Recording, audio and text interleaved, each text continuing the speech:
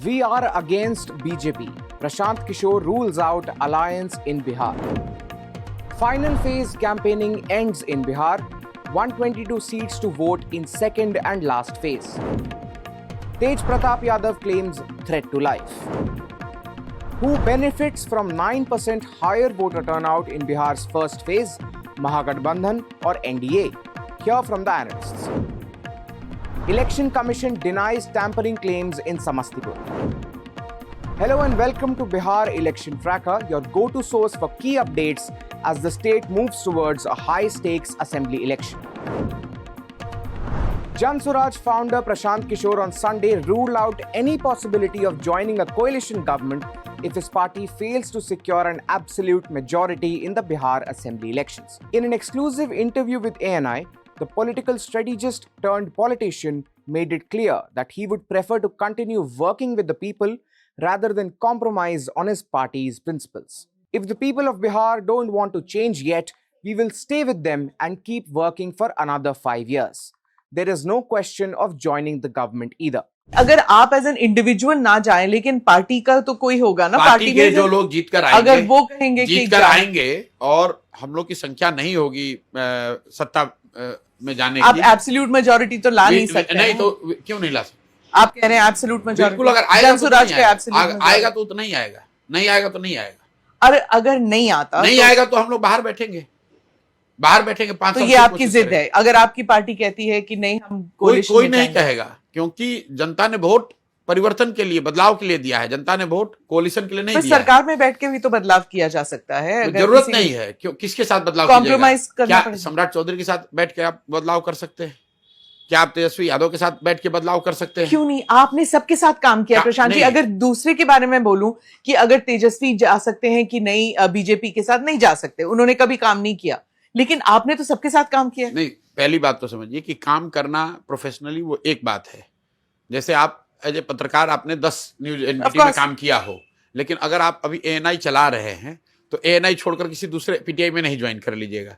तो अभी हम लोग जनसुराज को यहाँ बनाने में हम लोगों ने खून पसीना एक लगाया है। और आप बात समझिए, ऑलरेडी जो चेंज है वो दिख रहा है। तो नंबर का वेट कर लेते हैं, और नंबर जब आएगा तो क्या वर्ष से वर्ष क्या होगा कि जनसुराज को उतनी सीट नहीं मिलेगी, तो 5 वर्ष और प्रयास कर लेंगे। हम लोग को क्या जल्दी है? हम लोग कोई जल्दी नहीं, हमारी उम्र 48 साल है, क्या जल्दी है? 5 साल और कर लेंगे। अगर बिहार के लोग नहीं सुधरना चाहते हैं तो 5 वर्ष उनके साथ और लग के काम करेंगे। हमारा कोई ऐसा तो है नहीं कि हमारा खाना खर्चा चलता है पॉलिटिक्स। कौन सा वो रेड लाइन है जिसको आप क्रॉस करने के लिए तैयार नहीं है पॉलिटिक्स में, कॉम्प्रोमाइज के लिए? सरकार में हिस्सा बनने का सवाल ही नहीं पैदा होता है। या तो जनसुराज सरकार में अपने दम पे सरकार बनाएंगे, नहीं तो हम लोग बाहर बैठेंगे। If need be we will force an election, फिर से इलेक्शन होने दीजिए। आइडियोलॉजी क्या है जनसुराज? हम लोग भाजपा के खिलाफ है, विचारधारा के आधार पर भाजपा के विरोध में है, और लेफ्ट ऑफ सेंटर की राजनीति आप कह सकते हैं। तो फिर कांग्रेस की तरफ गांधी और कांग्रेस तो है ही नहीं। लेफ्ट ऑफ सेंटर तो कांग्रेस हुआ नहीं, लेफ्ट ऑफ सेंटर कांग्रेस कहाँ है? कांग्रेस तो कहीं नहीं है। कांग्रेस तो सेंटर है, कभी राइट की ओर टिल्ट होती है, कभी लेफ्ट में शिफ्ट, मतलब मेजॉरिटी। हम लोग अपनी बात कर रहे हैं। The battle lines are drawn, positions taken, speeches delivered, and dice cast. Campaigning for the second and last phase of the assembly polls in Bihar has come to an end. The second phase of polling will take place on Tuesday, and the results will be out on Friday, November 14th. A total of 122 constituencies across 20 districts are going to the polls in the second phase of the Bihar election. In the first phase, polling was held in 121 seats across 18 districts. In this phase, a total of 1,302 candidates are in the fight. 136, about 10% of them are women, and polling will be held in 45,399 centers. The number of eligible electors are 3.70 crore, 1.95 crore men, and 1.74 crore women. In the 2020 Bihar election, the BJP won 42 of these 122 seats, followed by RJD with 33, JDU with 20, Congress with 11, and the left with 5 seats. In the 2015 election, when the JDU and RJD were allies, the BJP's seat tally had dropped to 36, and the JDU-RJD Congress bloc won 80 out of these 122 seats. In Bihar, Jan Shakti Janata Dal chief and Mahua Assembly candidate Tej Pratap Yadav has claimed that there is a serious threat to his life. He said his enemies are after him and that an attempt could be made to assassinate him. Tej Pratap Yadav has been granted Y+ category security amid the Bihar Assembly elections. The enhanced security cover comes ahead of the second phase of polling on November 11. 3-4 जगह मेरा भी programme लगा हुआ है अपना party का, उसी में हम जा रहे हैं। अरे मोबाइल क्या माहौल है बहुत जबरदस्त माहौल है। आपका जितने कैंडिडेट सब कैंडिडेट जीत रहे हैं। हाँ सब जीत रहे हैं। वो तो आप मीडिया के लोग हैं ना, तो आप लोगों को ज्यादा आइडिया होगा। सिक्योरिटी बढ़ा दिया गया है आपका। सिक्योरिटी बढ़ा दिया गया है। हाँ, क्योंकि मेरे ऊपर खतरा है ना, मेरा हत्या भी लोग करा देगा। जैसे खतरा है अब है दुश्मन सब लगा हुआ है ना। आपके भाई का जन्मदिन है। हाँ, तो तेजस्वी का जन्मदिन है, उसको जन्मदिन की ढेरों सारी शुभकामनाएं। उज्जवल भविष्य हो, आगे बढ़े, आशीर्वाद है। धन्यवाद। In Bihar, the first phase of the assembly elections has witnessed a massive voter turnout.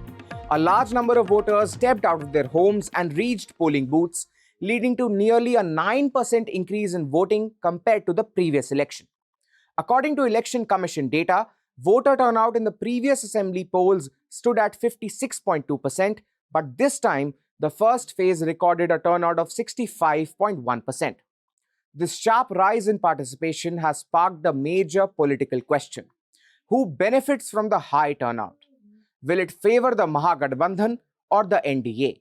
NDTV's CEO and editor-in-chief Rahul Kanwal spoke to several political analysts to understand their views on what this surge in voter turnout could mean for the Bihar elections. ये जो इतनी bumper voting हुई है, महिलाओं की लंबी लंबी कतारें, एनडीए उसको देख के सोच रहा है कि इससे हमें फायदा है। तेजस्वी से हमने बात की पूर्णिया में, उन्होंने कहा कि नहीं, ये युवा आ रहे हैं, हमें वोट दे रहे, तो 9% का फायदा किसको होगा सतीश? देखिए, फायदे की बात तो नहीं कहेंगे, दोनों अपने अपने दावे हैं, लेकिन 5 प्रमुख कारण हैं जिससे वोटर बढ़ा।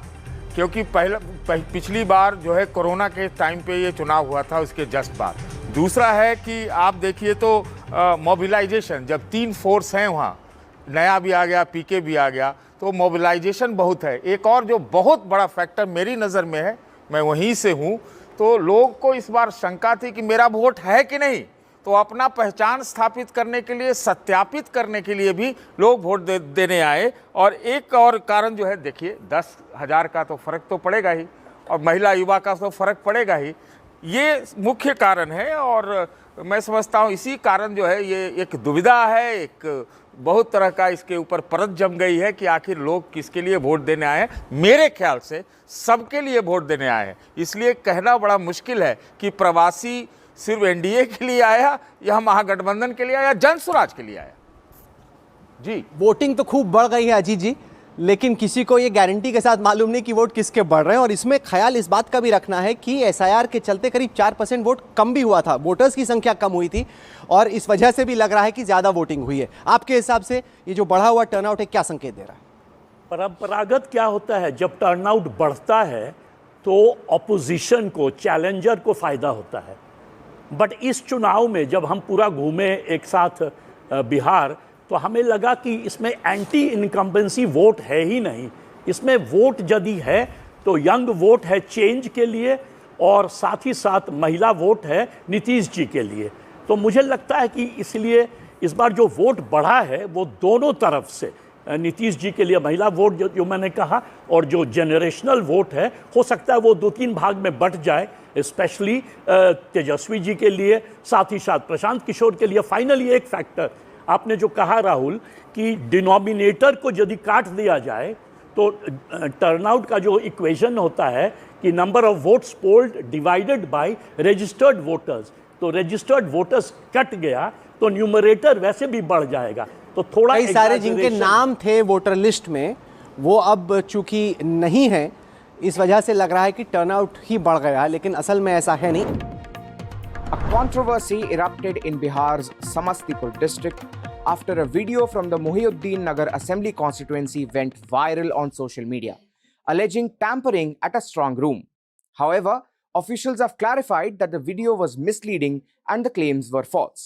According to the district information and public relations officer, technical officials from NIC and BSNL were working on Saturday to fix a technical glitch in the webcasting system outside the strong room located at Samastipur College. The repair work was being broadcast live on a display screen in the agent's waiting area outside the college. During this process, one of the agents recorded the activity on a mobile phone and shared it on social media, falsely claiming irregularities at the Muhyiddin Nagar strong room. The video quickly went viral after it was reposted on the official RJD Facebook and X accounts, spreading rumors of election malpractice. The District Information and Public Relations Officer later issued an official press release denying the rumors and confirming that the viral video was based on a misunderstanding. Well, that is all for today. For daily in-depth updates on everything shaping Bihar's political landscape, stay tuned to NDTV's Bihar Election Tracker. With Yasharth Rai, this is Shubh Bharadwaj for NDTV.